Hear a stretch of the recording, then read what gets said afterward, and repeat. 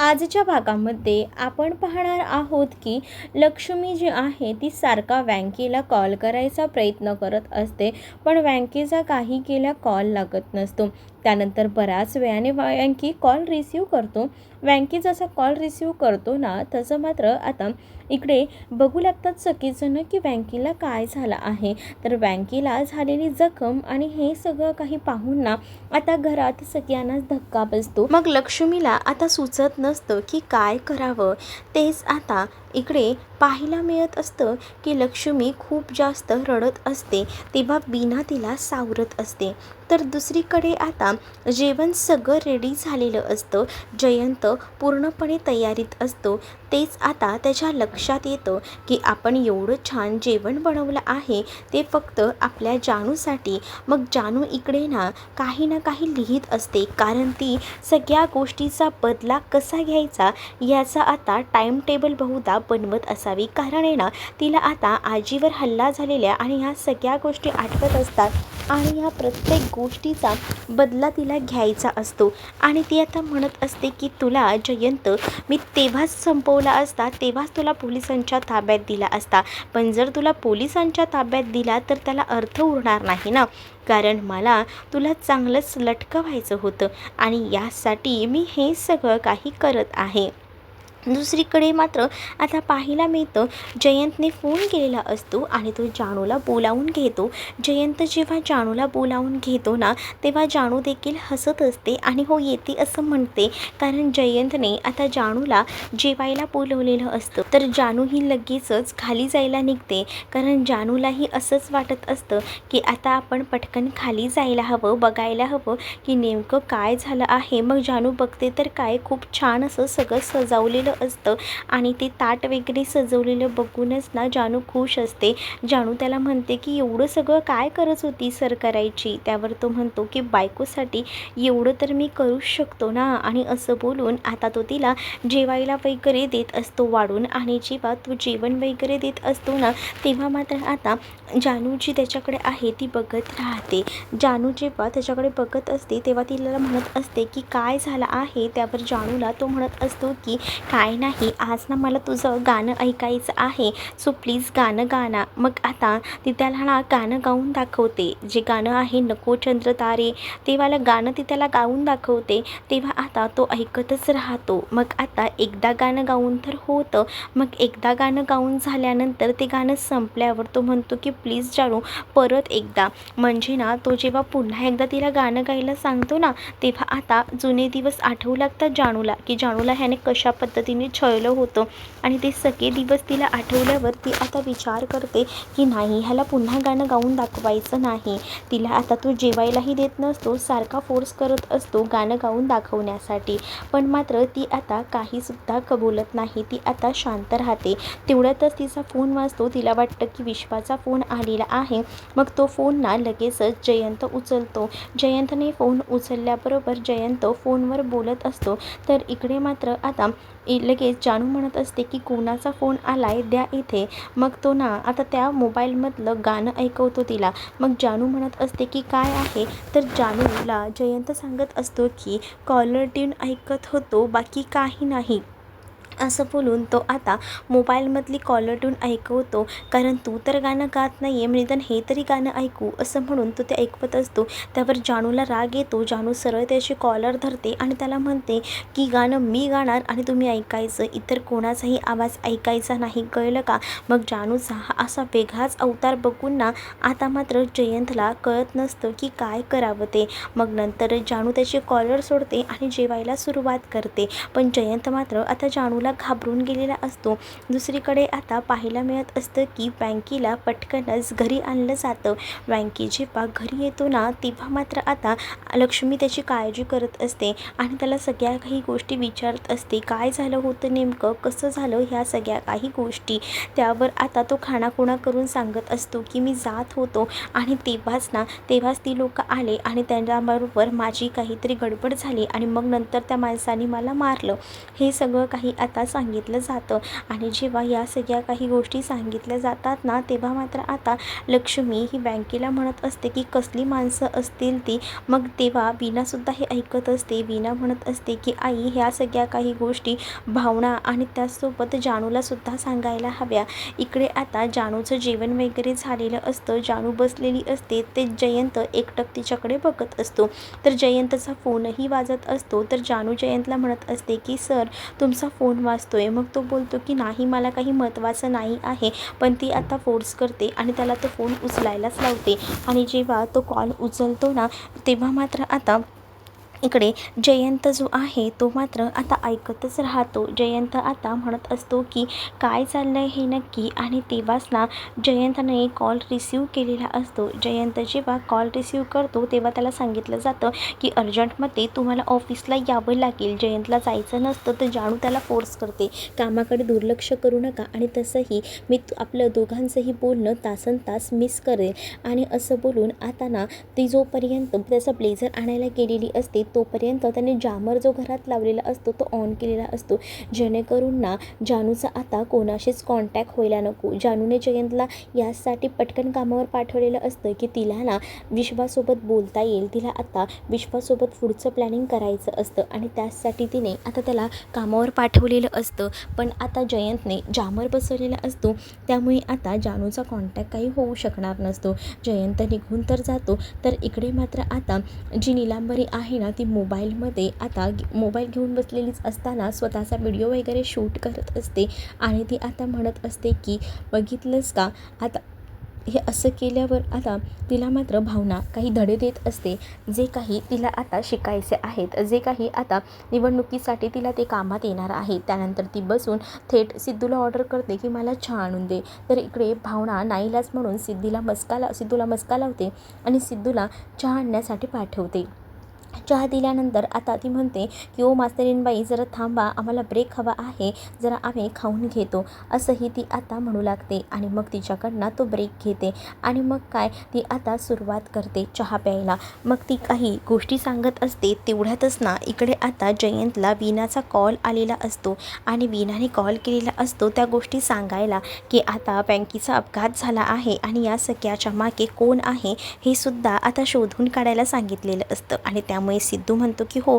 मग सिद्धू विचार करतो की भावनाला या सगळ्याचा त्रास नको म्हणून तो काही सांगत नाही, पटकनच तिकडनं निघून जातो. पण दुसरीकडे आता तोपर्यंत नीलांबरची चहा वगैरे पिऊन झालेली असते व ती म्हणते ओ मास्तरीणबाई, काय कुठे लक्ष आहे तुमचं, चला आम्हाला शिकवा.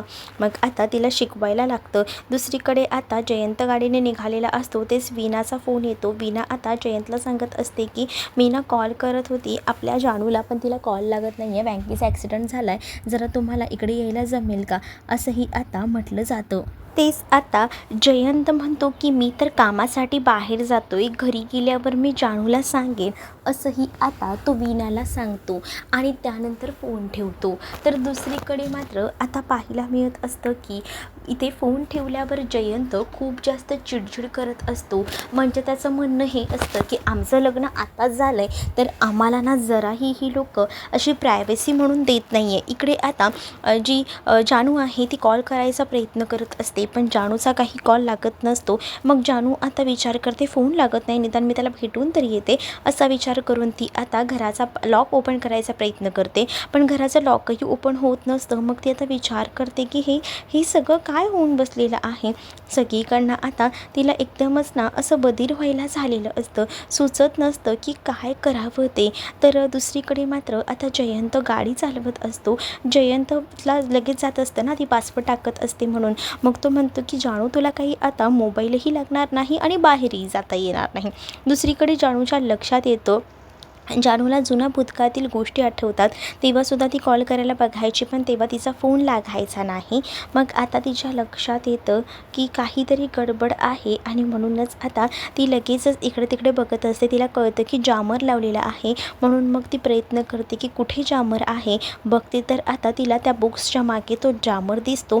पण आता इकडे वँकी जो आहे तो मात्र लक्ष्मीला कसं शांत करायचा प्रयत्न करत असतो. वँकी म्हणत असतो की नको काळजी करूस, आता मला बरं वाटते. पण बँकेची काळजी जी आहे ती आता समजू शकत असते. बँकेला आता ती म्हणत असते की मला कळतं आहे की तुला त्रास होतो आहे ते, पण थांब आता नक्कीच ना तुझ्यावर हा हल्ला वगैरे कोणी केला आहे ना हे शोधणार आहे मी. तर इकडे आता जयंत घरी आलेला असतो. जयंतने येताना आता जानूसाठी एक मस्त असा बुके आणलेला असतो आणि तो तिला देतो आणि तेव्हाच तो म्हणत असतो की आवडलं का सरप्राईज, मला मिस केलं ना. तेव्हा ती म्हणते की हो. तेवढ्यातच तिचा फोन वाजतो. वीणाचा फोन आला आहे हे तिच्या लक्षात येतं.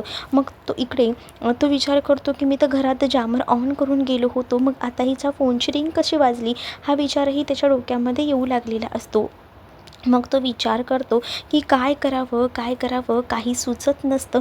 आणि त्यातच आता जानू त्याला म्हणत असते की सर तुम्हाला माहिती आहे का आपल्या घरात ना एक आहे ते, थांबा मी तुम्हाला दाखवते. आणि असं बोलून ना आता ती तो जामर लावला आहे ना तो दाखवते. म्हणते की बघा हे जर दाबलं ना आपण प्रेस करून ठेवलं ना की आता बघा मोबाईलला नेटवर्कच नाही येणार, आणि जर हे बघा हे आपण ऑन केलं ना तर बघा मोबाईलला नेटवर्क येणार, असं आता ती म्हणत असते. मग आता हे सगळं बघून ना इकडे मात्र जयंतच्या चेहऱ्यावरचा रंग उडालेला असतो, कारण आता पहिल्यांदा CCTV फुटेज आणि त्यानंतर आता हे जामर हे सुद्धा तिने पकडलेलं होतं.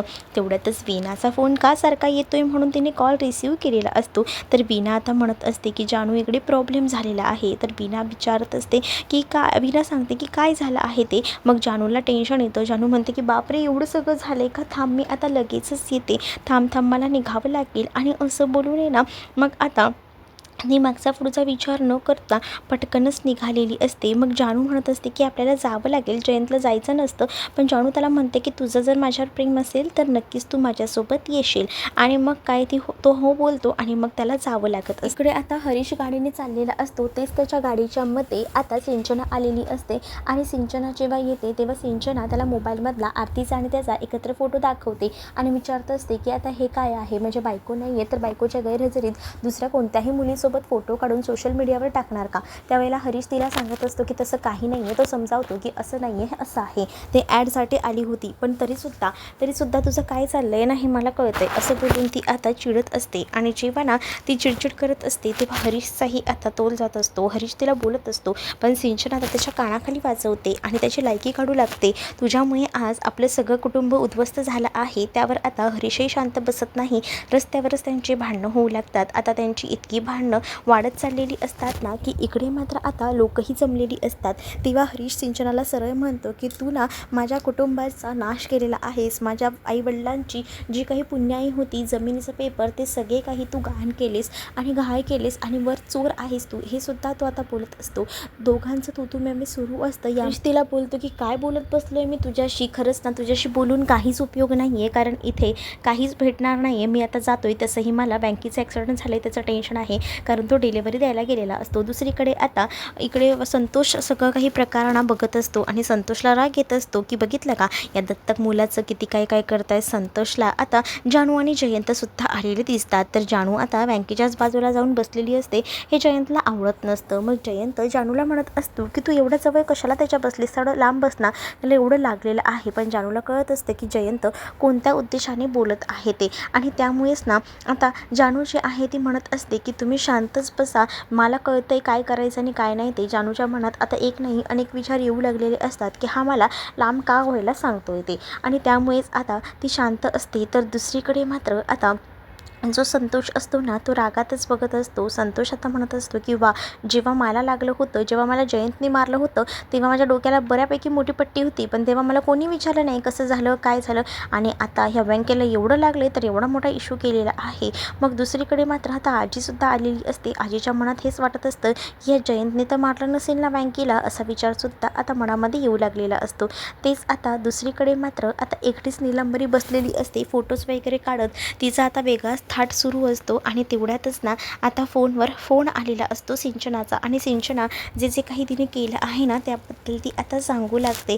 आणि जेव्हा ती आता ह्या सगळ्या गोष्टी सांगते ना तेव्हा मात्र निलंबरीला कळतं की सिंचनाकडनं की आता काय झालं आहे ते, आणि म्हणूनच मग ती म्हणते की अच्छा असं झालं आहे का, ॲक्सिडेंट झाला आहे का, ठीक आहे तू काळजी करू नकोस आणि मी बघते काय करायचं आहे ते. आणि मग नंतर आहे ना तिने लगेचच आता सिंचनाचा फोन ठेवलेला असतो. तिला सांगते की मी संध्याकाळी तुझ्याकडे येते, तू काळजी करू नकोस. नकोच असं बोलून आता तिने फोन ठेवून दिलेला असतो.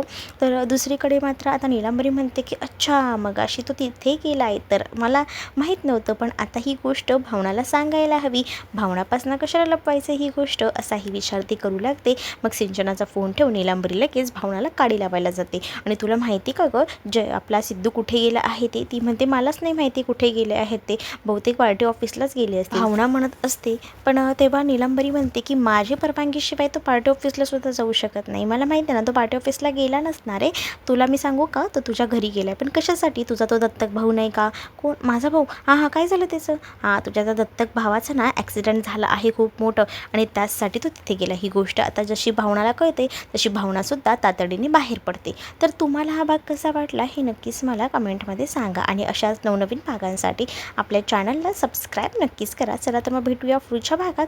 तोपर्यंत टाटा बाय.